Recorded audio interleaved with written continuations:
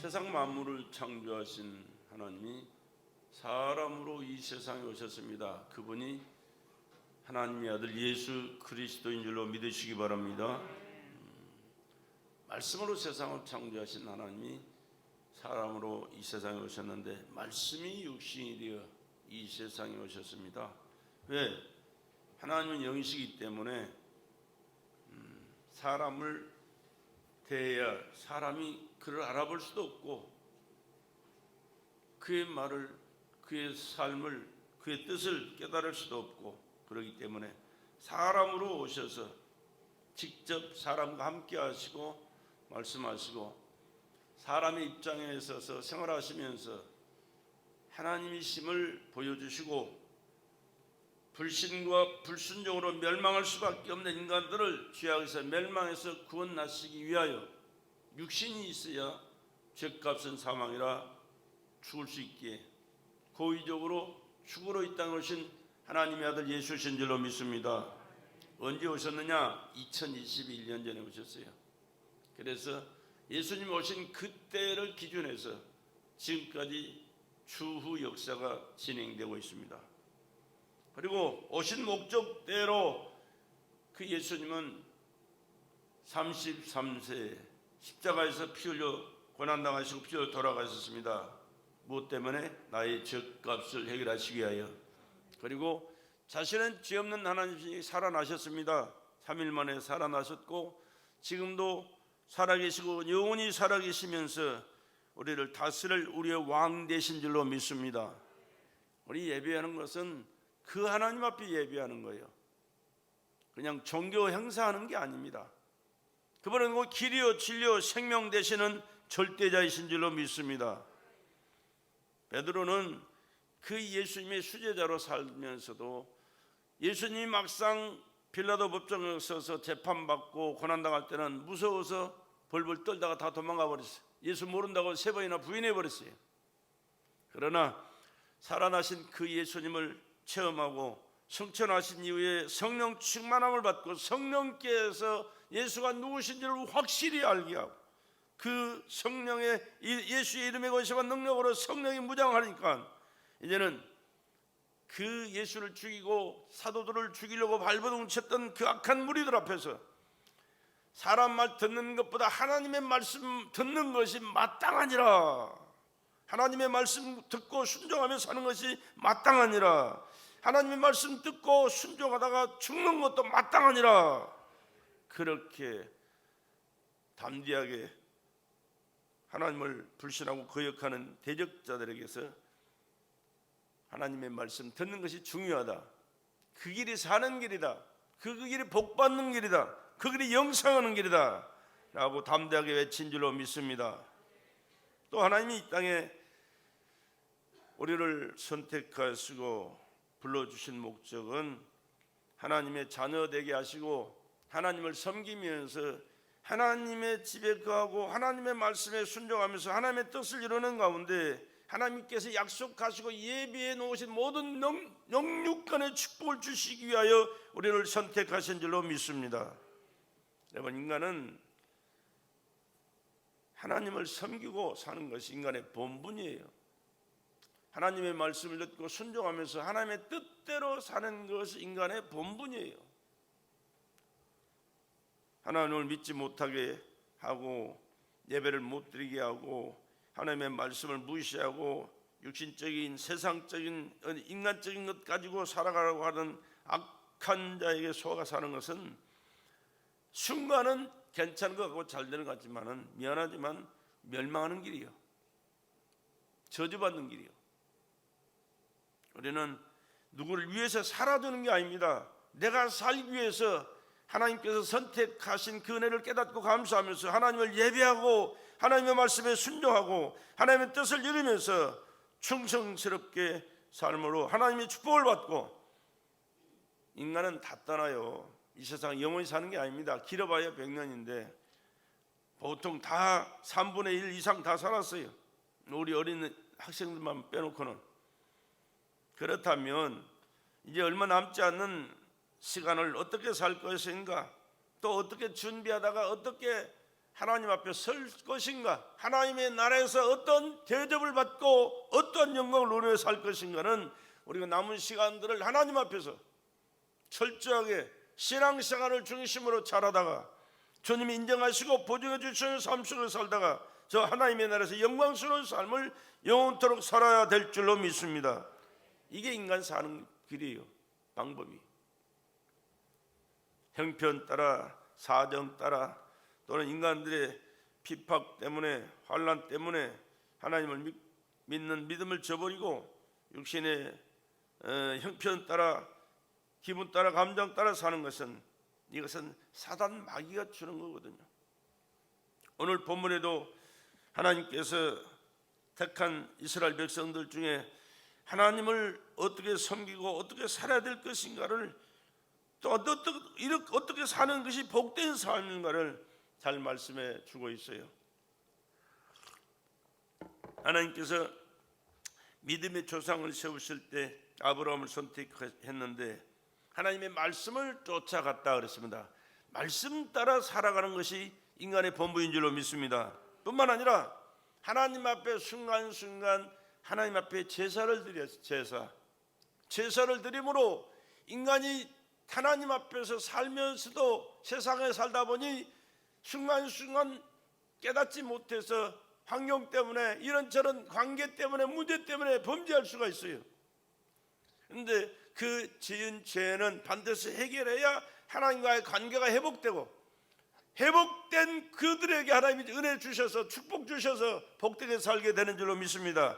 그래서 예배의 법을 하나님께서 허락해 주신 거예요. 그래서 우리가 교회에 나와서 하나님 앞에 예배드리는 줄로 믿습니다. 그렇게 하나님과의 관계 회복을 위해서 우리의 잘못된 죄를 회개하고 하나님께서 주신 말씀을 다시 받아들이고 그 말씀에 순종하면서 하나님께 영광 돌리고 하나님이 주시는 영육간의 축복을 받아 복되게 살기 위해서 우리가 모여 예배드리는 것이지, 사람 만나기 위해서 온 게 아니고 종교 행사하기 위해서 온 게 아니라고 말이에요. 그렇기 때문에 하나님께서는 이런 은혜의 시간을 우리에게 허락해 주시기 위하여 하나님 앞에 예배, 제사, 구약에는 제사라고 그래서 제사 드리는 그런 시간들을 허락해 주셨습니다. 그런데 어디서 제사를 지냈느냐? 제단을 쌓게 하셨어요. 제단을 쌓고 거기에 짐승을 잡아서 죽여 피를 뿌리고 그를 태워서 하나님 앞에 제사를 진행하셨는데, 그 제사의 모든 뜻과 섭리가요, 하나님의 아들을 통해서 우리를 구속하신 구속의 제사가 되는 거예요. 재물 없는 제사가 없잖아요. 반드시 양이 죽어야 됩니다. 피를 흘려야 돼요. 그리고 피를 뿌리고 그 양은 태워서 하나님 앞에 향기로 제사를 드릴 때 그 제사를 지낸 그 장본인이 하나님 앞에 모든 죄를 용서받고 하나님께서 베푸신 은혜를 받아서 복되게 사는 은혜를 베풀어 주신 줄로 믿습니다. 그래서 아브라함은 가는 곳곳마다 제사를 드렸더라. 이삭도 제사를 드렸더라. 야곱도 제사를 드렸더라. 제단을 쌓고 제사를 드렸더라. 믿음의 조상들의 삶이었어요. 뿐만 아니라 이스라엘 백성들 애굽에 보내서 하나님께서 430년 동안 살면서 부강한 나라를 이루게 하셨어요. 그리고 하나님께서 때가 되면 가나안 땅을 예비하시고 그 땅으로 인도하시는 과정 속에 광야에 40년을 살게 하셨는데, 그곳에서 성막을 짓게 만드셨어요. 모세를 시내 산으로 불러서 말씀하신 그대로 사람들을 동원해서 애굽에서 나온 물품 가지고 성막을 짓게 만드셨어요. 그리고 그 성막에서 이스라엘 백성들의 제사를 통하여 그들의 죄를 사하시고 그들에게 은혜를 베풀어 주시고 축복하신 줄로 믿습니다. 하나님과의 관계 회복이 거기서 이루어지더라고 말이에요.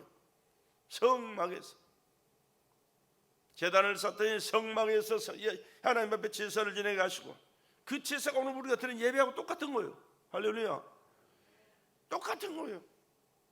그리고 가나안 땅을 예배하신 하나님께서는 가나안 땅에다 성전을 짓게 하셨어요. 성전. 가장 영광스러운 성전을 솔로몬 성전이잖아요.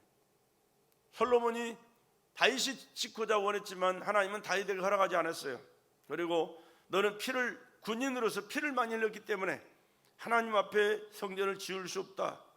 네 마음을 내가 받았다. 그러나 네가 원하는 그것을 네 아들을 통해서 이루게 하리라 하더니 솔로몬을 통해서 성전을 짓고요.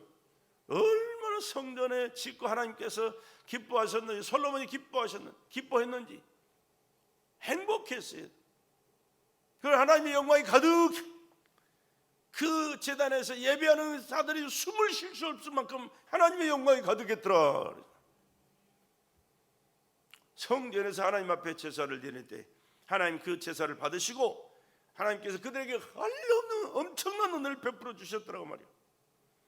그리고 예수님이 오신 이후에는 예수님을 통하여 예수님의 몸 찢고 피 쏟아 우리의 죄를 대속하시고 구속의 은혜를 베풀어 주신 그 예수님께서는 이제는 만인이 각자가 제사를 지낼 수 있게 은혜 베풀어 주셨는데 성령을 보내셔서 교회를 지키게 만드시고 교회를 통하여 각자가 제사장이 되어 직접 하나님 앞에 예배하는 귀한 은혜를 베풀어 주신 줄로 믿습니다. 그리고 예배 생활을 통하여 이제는 하나님과의 관계가 이루어지는 거예요. 오늘도 우리 예배를 받으시는 줄로 믿습니다.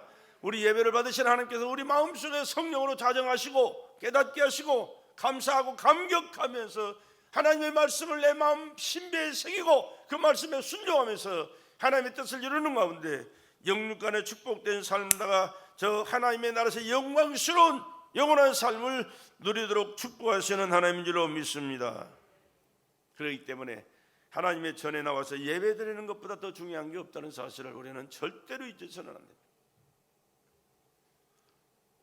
사람 만나러 온 게 아니라 교제하러 온 게 아니에요. 또 종교 행사하기 위해서 온 게 아니에요. 살아계신 하나님이 성령으로 오늘 이 자리에 마가다락방에 마셨던 것처럼 임재하시고 계신 줄로 믿으시기 바랍니다. 여러분의 마음속에 내 마음속에 걸어가신 그 성령님을 모셔드려야 돼요. 그 성령님이 내 안에 자정하셔야 되고 나의 모든 마음의 깨달음을 허락하시고 나의 죄와 허물 된 것들을 고백하게 하시고 하나님을 찬양하고 하나님의 말씀에 순종하면서 하나님 뜻대로 내가 살겠습니다. 주님 영광 올려드리며 주님의 뜻을 깨닫고 이루어가는 삶을 살기를 원합니다. 성령님이 나의 모든 범사를 간섭하시고 주장하시고 섭리하시고 은혜와 축복 가운데 살아가도록 역사해 주시옵소서. 이렇게 성령과 항상 교통하는 삶을 살아가는 자는 하나님의 말씀을 떠날 수가 없어요. 하나님의 뜻을 저버릴 수가 없어요.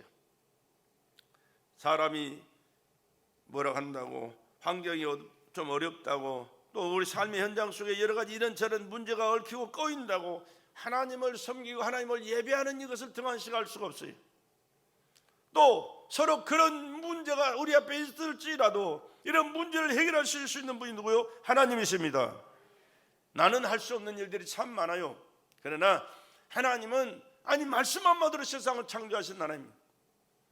그 하나님이 친히 육신을 꼬셔서 우리의 죄를 대속하셔 십자가에 피 쏟아 죽으시고 3일 만에 부활하시고 성령을 보내셔서 그 권세와 능력이 한이 없이 영원토록 가지고 계시면서 역사하시는 그 하나님의 성령으로 와 계신다면 이 모든 것이 합력하여 선으로 바꿔주시고 축복으로 채워주시는 역사가 있게 될 줄로 믿습니다.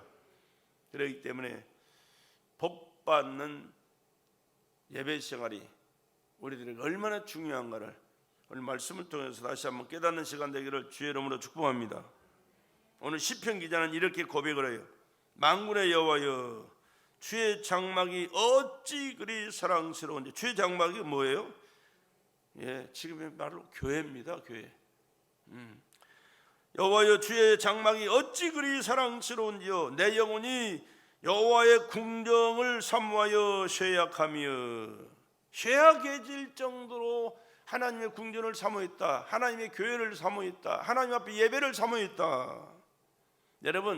여러분의 심령이 사모할 정도로 하나님을 은혜를 교회를 섬기는 일을 하나님 앞에 충성하는 일을 사모해 보셨나요?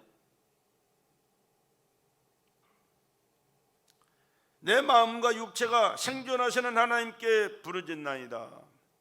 우리 하나님은 살아계신 하나님이시지 안 계시는 하나님도 아니고 계시다가 돌아가신 하나님도 아니요 세세토록 살아계시고 존귀하신 역사하시는 전능하신 하나님이신 줄로 믿습니다. 인간은 잠깐이면 끝나는 것이 인생이에요. 나의 왕 나의 하나님 여호와여, 만군의 여호와여, 주의 제단에서 참새도 제 집을 얻고 제비도 새끼들 보금자리를 얻었나이다. 주의 집에 거하는 자가 복이 있나이다. 제가 항상 주를 찬송하리다. 셀라. 주께 힘을 얻고 그 마음에 시온에 데려가 있는 자는 복이 있나이다. 저희는 눈물 골짜기로 통행할 때에 그곳으로 많은 샘이 곳이 되게 하며 이른 비도 은택을 입히나이다. 저희는 힘을 얻고 더더 나아가 시온에서 하나님 앞에 각기 나타나리다. 만군의 하나님 여호와여, 내 기도를 들으소서. 야곱의 하나님이여, 귀를 기울이셔서. 셀라.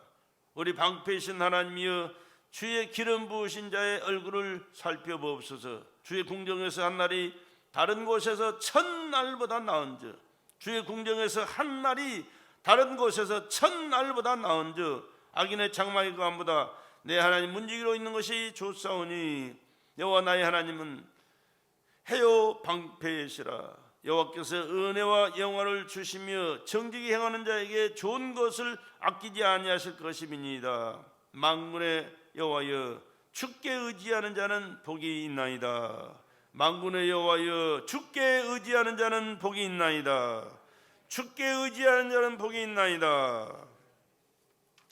주의 제단에 하나님을 섬기며 살아가는 것이 얼마나 귀하고 큰 축복된 삶인지, 그래서 우리는 교회의 중요성을 항상 인식하며 사시기를 주의 이름으로 축복합니다. 교회만큼 중요한 게 없다니까. 왜 그렇습니까? 교회는 그의 몸이니, 이러시요. 교회는 그의 몸이니 만물 안에서 만물을 충만케 하시는 자의 충만이니라. 그의 몸이 누구의 몸이요? 예수님의 몸이라니. 그렇기 때문에 구약시대에 제단을 쌓고 성막을 짓고 성전에서 예배를 드리고 믿음으로 사는 사람들이 그 제단 중심으로, 성막 중심으로, 성전 중심으로 살아가는 그들이 복된 삶을 살았어요. 가까이 있는 분들이 누구요? 하나님을 사랑하고 섬기면서 하나님 뜻대로 살기를 몸부림쳤던 그 사람들이 그곳에서 하나님을 섬기면서 하나님의 좋은 귀한 축복은 제일 먼저 받은 거예요. 자주 말씀드리는 말씀이에요. 지구상의 어떤 건물이나 조직 중에 교회보다도 중요한 기관은 없어요. 청와대나 백악관이 아니에요. 비록 지하실 같은 사람들이 지하실 그럴지 모르지만 이곳에 하나님의 눈이 항상 이것을 살펴보는 줄로 믿습니다. 항상 귀를 기울이시요. 왜? 이곳에 모여서 찬양 부르고 기도드리고 말씀 받고 순종하며 충성하는 삶을 하나님은 기억하셨다가 그들의 삶을 축복하시고 그들이 주님의 부름을 받아 올라갔을 때, 천국에 갔을 때 부귀 영광을 누리며 살 수 있도록, 영광스러움을 살 수 있도록 그들에게 상급으로 허락해 주실 줄로 믿습니다. 그렇기 때문에 교회 생활이 얼마나 중요한 것은 말로 글로 표현을 못해. 표현할 수가 없어요. 그런데 오늘날 성도들이 교회의 중요성을 얼마만큼 인식하고 사는지 참 살펴볼 때는 안타까워요. 안타까워.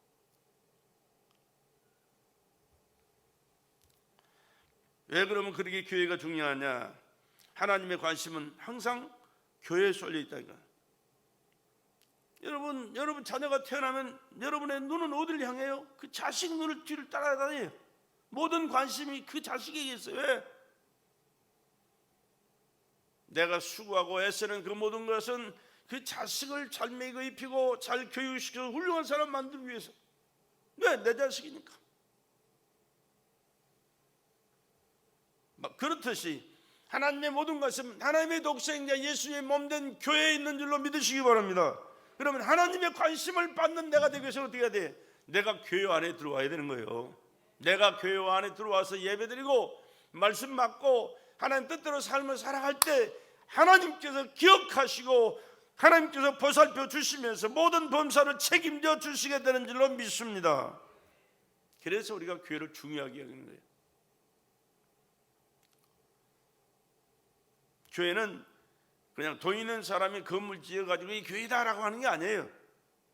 교회는 예수님의 이름으로 모인 그들이 교회예요. 그런데 그들이 함께 모여서 예배드리면서 헌금해서 아름다운 교회를 이루어갈 때 하나님께서는 그곳에 항상 눈을 두시고 귀를 기울이시면서 예배하는 자를 보시고 부르짖는 기도를 들으시고 한량없는 은혜와 축복을 베풀어 주시는 줄로 믿습니다. 그곳에서 천국 열쇠를 주리라 그렇게 말씀하셨거든요. 예수님은 주는 그리스도 살아계신 하나님의 아들이십니다 라고 고백하는 베드로에게 그렇게 말씀했어요. 내가 이 반석 위에 내 교회를 세우리니 음부의 권세가 이기지 못하리라. 무슨 얘기냐 그러면 주는 그리스도시요 살아계신 하나님의 아들이십니다 라고 고백하는 그 고백 위에 하나님의 교회를 세우시고 하나님의 역사를 이루어 가신다, 그 말씀인 줄로 믿습니다. 그런데 이 고백을 어디서 할 수 있어요? 교회에 나오는 자가 하지 교회에 안 나오는 자는 할 수 없어요. 교회에 나와서 주님의 몸, 바로 주님의 피로 값주고 사신 교회인 것을 인정하고 예수의 피 공로 의지해서 예배 감사드리고 예배드리고 죄사함 받고 하나님의 말씀 안에서 굳게 서서 하나님 뜻대로 살아가겠습니다라고 믿으며 고백하는 그가 그 고백을 할 수 있는 것이지, 아무렇게나 지멋대로 살다가 잠깐 나와서 형식적으로 예배드리고 가는 그 사람들에게 고백할 수 있는 고백이 아니라는 거예요. 또 교회는 축복의 정당인 것이 주의 집에 거하는 자는 복이 있나이다. 오늘 본문 4절에 그랬습니다. 주의 집에 거하는 자는 복이 있나이다. 주의 집에 거하는 자는 복이 있나이다.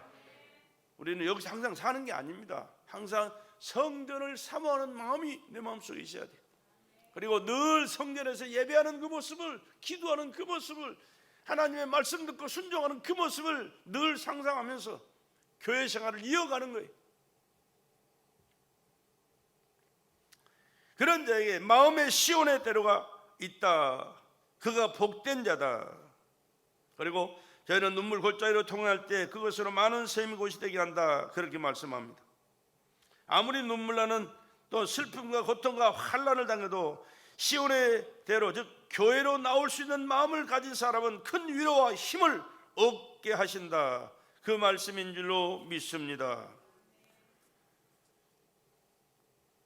교회는 축복의 전당입니다. 교회는 진리의 기둥과 터라 그랬습니다. 성도들은 교회를 통하여 진리의 젖을 먹고 성장해야 됩니다. 진리의 말씀의 젖을 먹고 성장해야 됩니다. 하나님을 아버지로 모신 사람은 교회를 어머니로 알고 그의 품 안에서 살아가야 됩니다. 하나님을 아버지로 모신 사람은 교회를 어머니처럼 섬기면서 그 사랑 안에서 말씀을 받고 교육을 받고 양육을 받고, 여러분, 양이 목자를 떠나 양우리를 멀리할 때 그는 머지않아, 미안하지만 맹수의 밥이 되거나 낭떠리에 떨어져 죽고 말아요. 우리를 떠난 양, 목자를 떠난 양은 미안하지만 보호받을 수가 없습니다. 먹을 것도 마실 것도 해결 못하지만 사나운 짐승이 그를 해할 수밖에 없어요. 자기를 보호할 만한 능력이 없어요. 또 근시 아니에요. 그렇기 때문에 갈 길을 몰라요. 아무데나 가다가 떨어져요. 이게 양이요. 그렇기 때문에 항상 목자가 필요해요. 그리고 목자의 음성을 듣고 앞 양이 따라가면 그 뒤를 줄줄줄 따라다니는 게 양의 삶이에요. 또 교회는 하나님의 영광이 나타나는 장소입니다. 지구상에 하나님의 영광이 나타나는 것은 교회뿐이라는 사실을 여러분 잊지 마시기 바랍니다. 정부 청사가 아닙니다. 인류 대학교가 아니에요. 하나님의 영광이 나타나는 것은 하나님의 전인 줄로 믿으시기 바랍니다. 너희는 산에 올라가서 나무를 가져다가 전을 건축하라. 그리하면 내가 그거로 인하여 기뻐하고 또 영광을 얻으리라. 그렇게 말씀했습니다. 학개서 1장 8절에, 또 2장 7절로 9절에도 그런 말씀이 있어요. 내가 영광으로 이전에 충만케 하리라. 나무로 산에 올라가서 나무를 베어다가 성전을 지을 때 내가 영광을 충만하게 하리라. 그 영광에서 그곳에서 영광을 보리라. 크게 하리라. 이전에 나중 영광이 이전 영광보다 크리라. 하나님의 말씀을 듣고 순종하면서 하나님의 전을 건축하는 그들에게는 하나님의 영광이 가득하게 하시고 나중 영광이 더 크게 하리라. 바로 교회만 하나님의 영광이 나타나는 것인 줄로 믿습니다. 교회는 그래서 예배 장소입니다. 하나님 앞에 예배하는 거예요. 사람 말 들으러 온 게 아닙니다. 뭐 정치, 세계 경제 배우러 온 게 아닙니다. 하나님 앞에 내 자신을 드리고 내 잘못된 모든 죄를 회개하고 하나님의 긍휼을 얻어서 하나님께서 나를 받아주시고 은혜를 베풀어 주셔서 하나님의 은혜 가운데 축복된 삶을 살기 위하여 교회에 나와서 예배하는 줄로 믿습니다. 그렇기 때문에 구약에는 하나님의 택함 받은 백성들이 가는 곳곳마다 제단을 쌓았어요. 족장 시대는 그랬어요. 제단을 쌓았어요. 예배를 드렸더라, 예배를 드렸더라, 예배를 드렸더라, 예배를 드렸더라. 아멘 안 하네. 예배를 드렸더라, 예배를 드렸더라. 성막에서도 매일같이 예배를 드렸어요. 사람이 많으니까 그 많은 사람들이 한꺼번에 제사들 순간 죄를 지은 자마다 양을 끌고 와서 제사장들에게 죄를 고백하며 그 제사장들은 그들의 머리에 진을 얹고 손을 얹고 기도합니다. 이가 지은 죄를 이 양이 대신 죽습니다. 죄값은 사망이라니까요. 그래서 성막에서 매일같이 제사를 드렸어요. 그리고 가나안 땅에 가서는 하나님의 절에 가서 하나님 앞에 예배를 드려요. 솔로몬이 성전을 짓기 전에는 산당에 가서 일천번제를 일천번제 하루하루 해서 1,000일 드린 게 아니고 1,000마리 양을 끌고 와서 짐승을 끌고 와서 하루에 그렇게 다 제사를 지는 거예요. 하나님이 얼마나 기뻐하셨든지 하나님의 영광을 받으셨고 하나님께서 그에게 엄청난 은혜를 주시잖아요. 그러고 나서 예수님이 오셔서는 성전 바로 교회를 짓게 만드셨어요. 교회를 열어가셨어요. 그리고 교회 안에 모여서 하나님 앞에 예수의 이름으로 우리의 죄를 고백할 때 예수님이 흘리신 그 예수의 보혈의 피가 우리의 죄를 사해 주시고 하나님 앞에 누구든지 직접 나갈 수 있는 만인 제사장의 길을 열어주신 줄로 믿습니다. 그래서 우리가 하나님을 아버지로 부르는 거예요. 구약에는 믿음의 조상도 하나님 앞에 아버지로 부른 적이 없어요. 말라기서까지 봐요. 한 번도 누구도 하나님을 아버지로 부른 적이 없어요. 여호와 하나님 두려운 하나님. 그러나 우리는 하나님을 아버지라고 불러요. 왜? 하나님의 아들 예수가 내 대신 피 흘려 돌아가셨다는 사실을 믿기 때문에 할렐루야. 그 예수님으로 말미암아 우리는 하나님의 양자가 된 줄로 믿습니다. 예수님이 장자예요. 우리는 양자예요. 근데 어디서? 교회에서요. 이 엄청난 역사가 교회에서 이루어진 거예요. 그래서 교회는 그 하나님 앞에 예수님의 이름으로 모여 신령과 진정으로 예배하는 줄로 믿습니다. 또한 하나님은 하나님 앞에 예배하는 자를 신령과 진정으로 예배하는 자를 찾으시고 발견하셨을 때는 한량한 은혜를 베풀어 주시는 줄로 믿습니다. 또 복받는 교회 생활의 비결을 우리가 또 알아야 됩니다. 예배가 그렇게 중요하지만 또 이건 우리의 본분이에요. 본분, 해야 할 본분. 그리고 이 땅에 살아가는 동안에 하나님께서 주시는 복을 받는 길이 또한 있다는 사실이에요. 예수 믿고 구원도 받고 예배도 드리고 교회도 다니면서 축복받지 못하는 사람들이 종종 있거든요. 그런데 종교적인 신앙생활이나 난 하나님의 말씀을 무시하고 자기 우선주의로 살아가는 그런 사람들이 그런 경우가 있어요. 물론 여기서 말하는 축복은 돈 많이 벌고 세상에서 출세하는 것만을 복이라고 생각하는 게 아니에요. 그것을 배제하는 것도 아니지만은 그러나 그것이 목적이고 우선이 되어서는 안 된다고 말이에요. 하나님과의 관계, 하나님이 나의 아버지십니다. 예수는 나의 구주해 주십니다. 성령님은 나의 보혜사이십니다. 항상 그분과 함께 교통하면서 살아가는 것, 이보다 더 큰 복은 없어요. 눈에 보이는 현상이 없을지라도 그분 모시고 살아가는 그 삶 자체가 복이니까. 네, 항상 함께 하시고 인도하시고 섭리하시고 보장하시기 때문에. 그러나 또한 가시적으로 열매 맺는 삶도 우리에게 또한 필요하잖아요. 생활의 복도 우리가 받아야 되니까.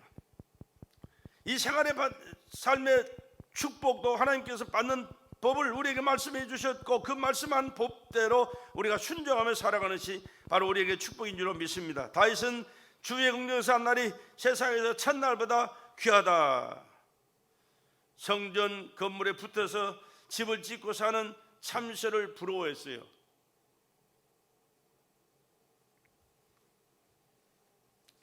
그만큼 하나님의 전 중심의 삶을 살아가는 것을 여러분 부러워할 수 있기를 간절히 부탁을 드립니다. 그게 축복받는 길이라니까요. 또 주의 날을 거룩히 지키는 것이라고 그랬습니다. 주의 날, 성경을 보면 하나님 모든 시간을 7으로 나누신 것을 알 수가 있습니다. 7일의 하루를 안식일로 혹은 주일을 7년의 한 해를 또 안식년으로 주셨을 뿐만 아니라 7년씩 7번 지난 후에는 신년으로 모든 자유를 그들에게 허락해 주셨거든요. 하나님께서 엿새 동안에 우주 만물을 창조하시고 그 다음 하루를 구별하여 복 주시는 날로 정하셨습니다.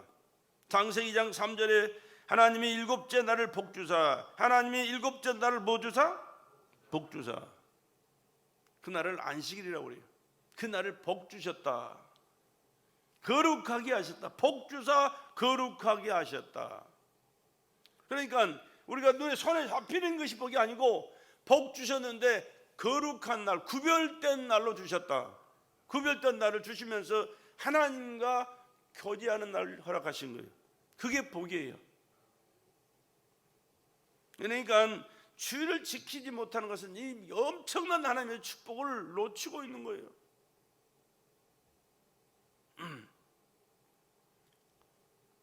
주일을 지키는 이유는 주일날은, 그런데 우리는 안식일로 지키는 거예요. 주일날로 지키죠. 구약에는 안식일로 지켰지만 신약에는 주일날로 지켜요. 왜?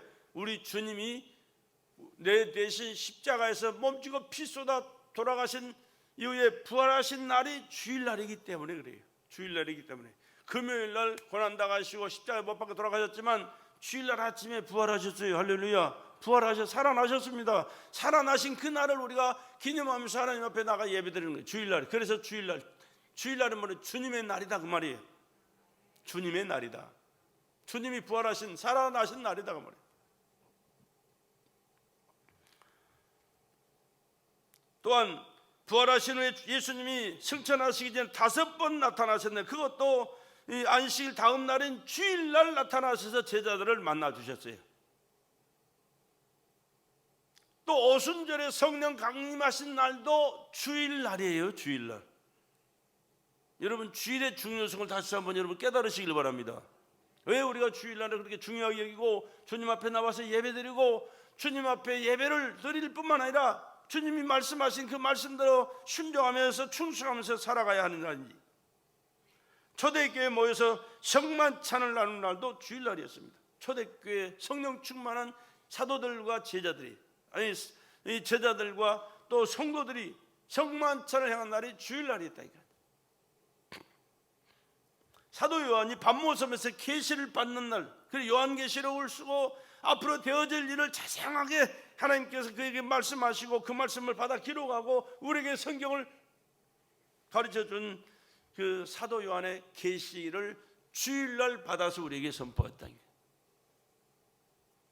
심지어 바울은 안식일을 가지고 편론하지 말라 그렇게 말씀해요. 그리고 먹고 마시는 것과 절기나 월상이나 안식일을 인하여 누구든지 너희를 편론하지 못하게 해라. 온전한 주일을 알고 지켜라 그 말입니다.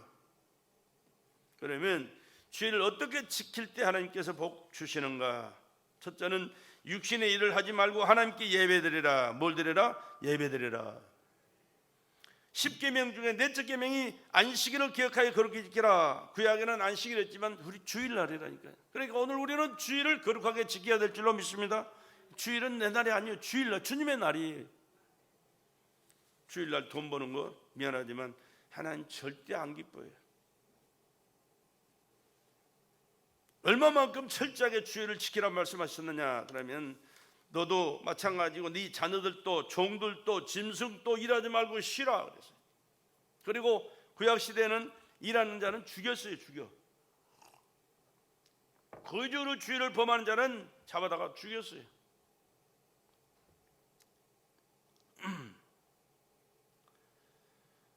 주일에는 여행이나 오락을 행치 말라 그랬습니다. 주일은 자기가 다니는 교회에서 예배드리는 것을 원칙으로 삼아야 합니다.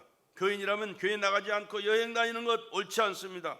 하나님은 주일에 여행하는 것을 보시고 성문에 불을 질러버리면 좋겠다라고 그렇게 말씀했어요. 구약에 만일 안식일에 내 발을 금하여 내 성일을 오락을 행치 아니하고 안식일을 일컬어 즐거운 날이라 여호와의 성일을 존귀한 날이라 하여 이를 존귀 여기고 내 길로 행치 아니하면 내 오락을 굳지 아니하면 사사로운 말을 하지 아니하면 내가 여호와의 안에서 즐거움을 얻을 것이라. 내가 너를 땅의 높은 곳에 올리고 내 조상 야곱의 업으로 기르리라. 여호와의 입의 말이니라. 그렇게 말씀합니다. 이 말은 이사야 58장 13절로 14절에 있는 말씀이었습니다. 목회하면서 보면 신앙생활을 교회 중심으로 철저히 하는 사람 치고 복받지 못한 사람은 없어요. 그러나 주일을 우습게 알고 지멋대로 시간을 쓰고 지멋대로 신앙생활, 교회 나오고 싶으면 나오고 말고 싶으면 말고 힘들면 안 나오고 바쁘면 빠져버리고 이렇게 하는 사람 치고 하나님이 축복 주시는 축복 받는 것을 나는 보질 못했어요. 우리나라에서만도요, 조금 시간을 거슬러 올라가지만은 엄청난 사건, 사고가 일어났던 것이 주일날 많이 일어났어요. 주일날 시간 내주시니까 그래서 날 말씀드리길 좀 그렇습니다. 다음에 시간 나면 드릴게요. 또 11조를 성별에 드리는 삶이 하나님 기뻐하시. 내 품을 있는 곳에 마음도 있다. 하나님께서는 우리 마음을 요구하시지 거칠에만 하고 나서 위장하고 거짓으로 드리는 예배를 하나님 절대 기뻐하지 않습니다. 외모도 물론 깔끔하게 단정하게 해야 되겠지만 그보다 중요한 것은 항상 우리 마음이에요. 네 마음을 내게 다 하고 말씀하시지. 사람도 그러잖아요. 마음이 없는 거칠에만 하는 사람 상대하면 그냥 모르고 속을 때는 괜찮지만은 알면 싫어지잖아요. 하나님은 나보다 나를 더 잘 아시는 분이에요. 나는 몰라도 여러분의 마음을 하나님은 더 잘 아시는 분이에요. 하나님 앞에 숨길 수 없고 하나님을 거역할 수 없는 것이 우리의 삶입니다. 언제든지 우리 마음과 정성을 하나님 앞에 향할 수 있는 저와 여러분 되시길 주의 이름으로 간절히 부탁을 드립니다. 마음이 필요해요. 마음. 예수님의 말씀처럼 물질에 가는 것은 마음이 가는 법입니다. 그래서 우리들에게 물질을 요구하시는지 네 마음을 내게 다오. 그것을 보이게 드리는 내 마음이 물질이에요. 물질로 표현되는 것입니다.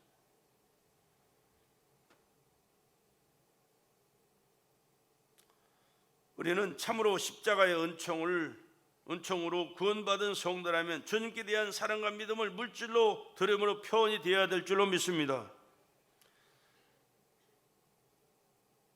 하나님께 물질을 전혀 바칠 줄 모른다면 아무리 집사, 권사, 장로라도 그 믿음은 미안하지만 하나님은 너가 나를 믿는구나, 사랑하는구나 라고 인정하실 수가 없어요.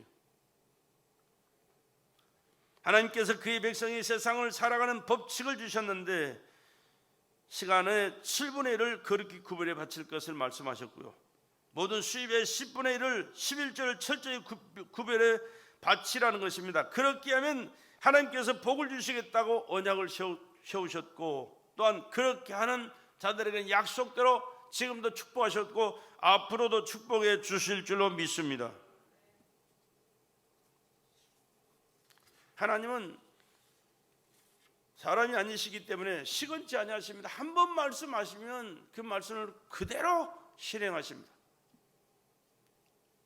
독자를 보내서 죽여서 우리를 구원하시겠다고 말씀하시더니 시간이 되니까 2000년 전에 예수 이 땅에 오셨고 십자가에서 피 쏟아 죽으셨잖아요.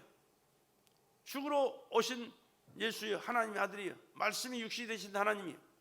겟세마네 동산에서 그 십자가의 처절한 고난의 십자가의 죽음을 아시기 때문에 할 수만 있다면 이 잔을 내게서 옮겨주시옵소서, 이 죽음의 잔을 옮겨달라고 기도했어요.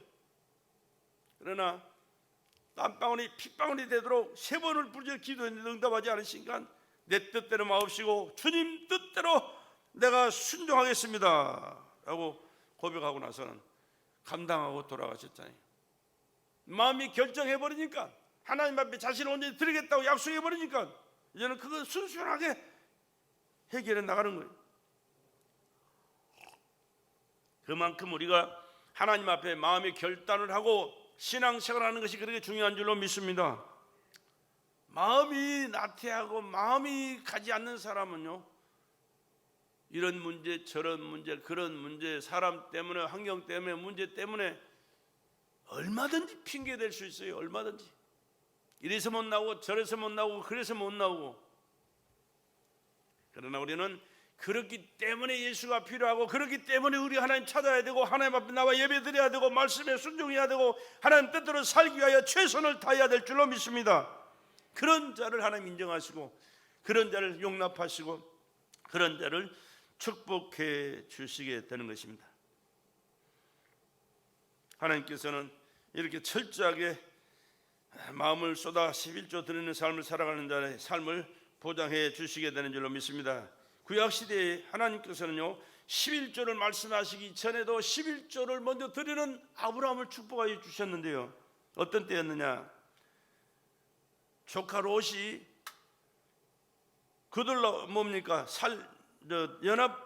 그돌라오멜과 및 그 연합군과 싸워서 그들에게 끌려갔어요. 그래, 그를 쫓아갑니다. 아브라함이 자기 집에 가신 318명을 데리고, 그리고 그들을 쳐부시고 조카와 그 가족들과 물질을 다 찾아왔어요. 있는 것만 찾아온 게 아니라 그들의 것도 아주 뺏어왔어요. 그럴 때 살레망 멜기세덱이 나와서 환영해 줍니다. 떡과 포도주를 그에게 나눠줍니다. 그것을 받아먹고 나서 아브라함은 자기가 가져온 그 취한 모든 예물의 10분의 1, 11조를 그 살레망 멜기세덱이 바쳤습니다. 얼마나 하나님이 기뻐하셨느냐. 살레망 멜기세덱은 누구요? 바로 구약에 나타난 예수님이에요. 떡과 포도주가 거기서 나오잖아요. 떡과 포도주는 예수님의 살과 피를 의미하는 거예요. 살레망 멜기세덱,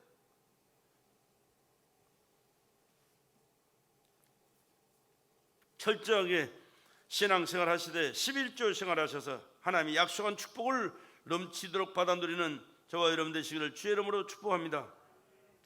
그럼 왜 11조를 드려야 하느냐? 첫째는 하나님의 명령입니다. 우리는 하나님의 피조물인 줄로 믿으시기 바랍니다. 나는 하나님의 피조물이요, 그분 앞에 한거할 수 있는 존재가 못 돼요. 그 말씀 앞에 순종하는 것 그 길밖에는 없어요. 그리고 우리 하나님은 우리를 사랑하십니다. 독자를 죽여서 우리를 구원하신, 우리가 상상할 수 없는 사랑을 베풀어 주시고 계시는 하나님인 줄로 믿습니다. 그 하나님이 우리가 잘못되도록, 우리가 저주받는 삶을 살도록 우리에게 명령하시겠어요? 아니요. 하나님께서는 우리가 복되게 또 잘 살 수 있는 길을 우리에게 말씀하시고 명령하신 줄로 믿습니다. 그렇기 때문에 하나님의 말씀에 순종하는 그 자체가 복이에요. 땅의 10분의 1고 땅의 곡식이나 나무의 과실이나 그분의 그 10분의 1을 여호와 것이니 여호와께서 성물이라, 여호와께 성물이라, 하나님의 것이라고 이미 하나님께서 정해놓으신 거예요.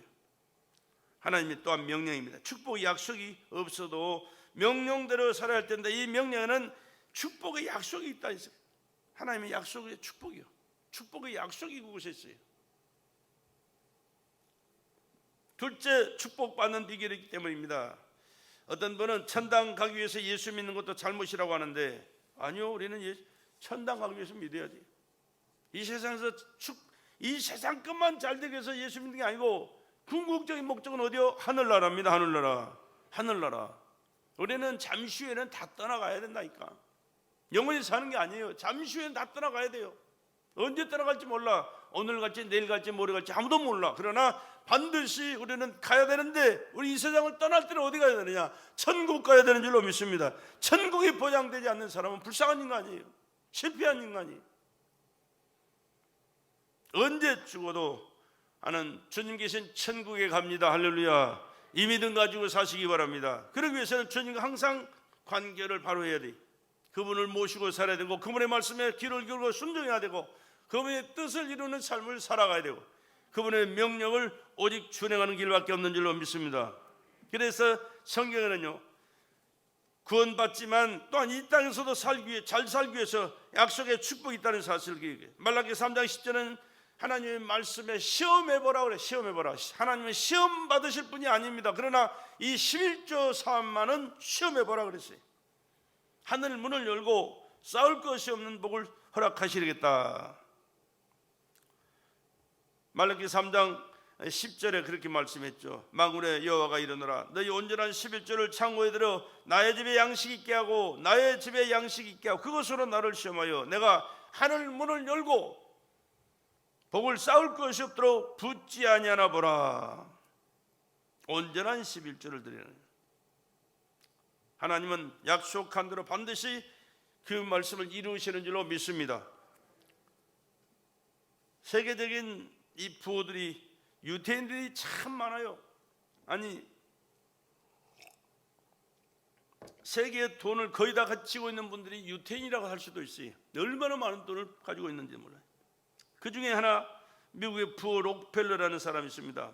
그는 1839년에서 1937년에 살았던 사람인데 어린 시절에 아주 가난하게 살았는데 그때 당시는 주급인데 일부러 50전을 받아왔어.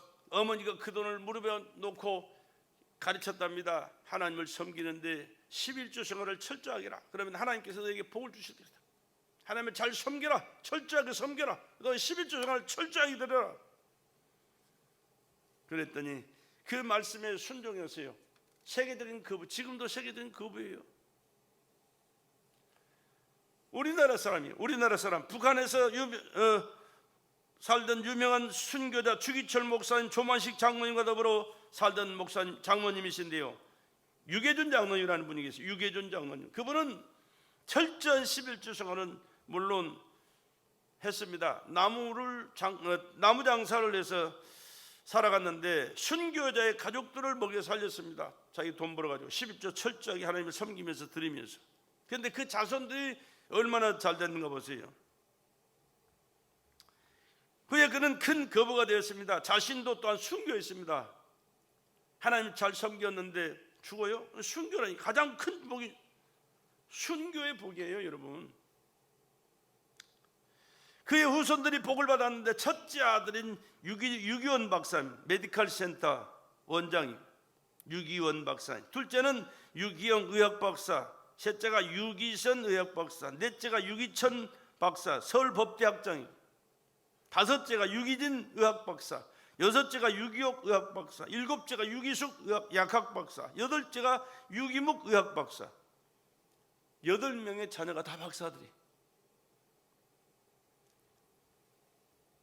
또 유계준 장로의 손자, 증손자까지 108명인데 거의 다 학사, 박사, 또 의사, 교수 이런 분들로 살았대요. 지금도 살고 있대요.